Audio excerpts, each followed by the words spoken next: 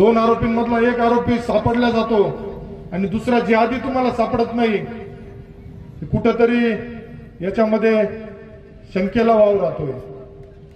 पोलिसांनी जर ठरवलं तर काय करू शकता हे महाराष्ट्राला माहिती आहे, परंतु पोलीस खात्यामध्ये सुद्धा जर काही अधिकाऱ्यांना कर्मचाऱ्यांना वाटत असेल आणि काही कोणाचा राजकीय दबाव असेल, थोरात साहेब तुमच्यावरती किंवा तुमच्या वरिष्ठ अधिकाऱ्यांचा बी दबाव असेल तर तसं आम्हाला सांगा।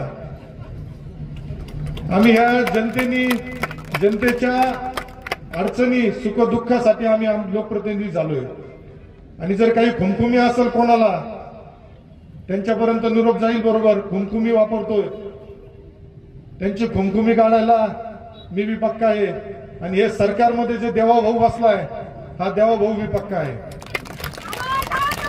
त्यामुळं आमच्या आया बहिणींवर हात टाकायचा प्रयत्न या पुढील कालावधीमध्ये संगमनेर तालुक्यात होणार नाही, या दृष्टीने आता या आरोपीच्या बाबतीत तुम्हाला भूमिका घ्यावी लागेल।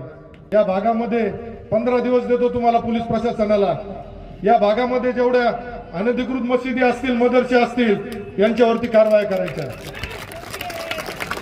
जे अधिकृत आहे त्याला आम्ही विरोध करत नाही, पण अनधिकृत संगमनेर तालुक्यामध्ये अजिबात खपून घेणार नाही।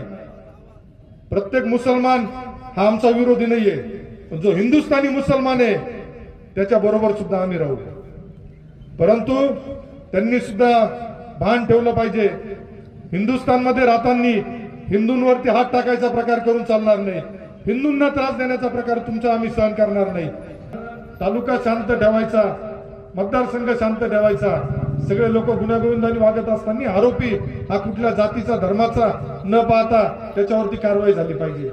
आणि या जिहादी लोकांना जे हिरवे साहेब जरा वळवळ करायला लागले, मागे काही दिवस शांत बसले होते, पण जर त्यांची वळवळ असेल तर त्यांना ठेचायचं सुद्धा आम्हाला चांगल्या पद्धतीने कळतं आणि या पुढील कालावधीमध्ये निश्चित आपल्याला या निमित्ताने सांगू इच्छितो, कुठल्याही भगिनीवरती असेल, कुठल्याही जमिनीच्या बाबतीत प्रकरण असेल, अशी कुठलीही घटना आपल्या भागामध्ये होणार नाही याची सुद्धा पोलीस प्रशासनाने काळजी घेतली पाहिजे।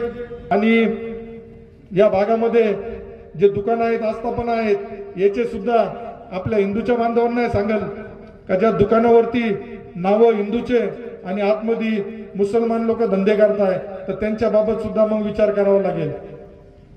भोंग्याची कारवाई करा, मशिदी अनधिकृत मशिदी ज्या आहेत त्याची कारवाई करा, जे मदरसे चालताय त्याच्या तपासणी करा।